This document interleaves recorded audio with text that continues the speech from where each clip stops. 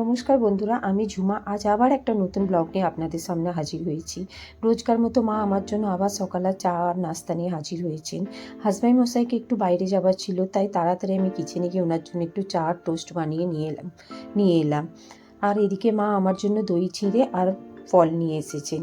তো আজকে দেখলাম মায়ের একটু অভিমান হয়েছে, তো মায়ের সাথে কথা বলার পর জানতে পারলাম আমি অসুস্থ, তবু কেন কিচেনে গিয়েছিলাম। তো যাই বলুন, এটা ওনার ভালোবাসা। মাকে আমি বললাম পরে, মা সেটা বুঝতে পারলেন এবং আমাকে আর কিছু বললেন না। তো দুপুরে মা রোজকার মতো রান্না করলেন, রান্না করে আমাকে আবার খেতে দিলেন। খাওয়ার পরে মায়ের সাথে কিছু গল্প করলাম, করে মাকে আবার মানিয়ে আমি একটু বিকালে কিচেনে গিয়ে নিজের জন্য একটু ফ্রায়েড রাইস বানালাম।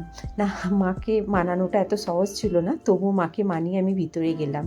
চলুন বন্ধুরা, আজকের মতো আমি এখানেই আমার ব্লগটা খতম করলাম। যদি আপনাদের ভালো লেগে থাকে, লাইক, সাবস্ক্রাইব আর শেয়ার করতে ভুলবেন না। সুস্থ থাকুন, ভালো থাকুন, এই বলেই আমি এখানে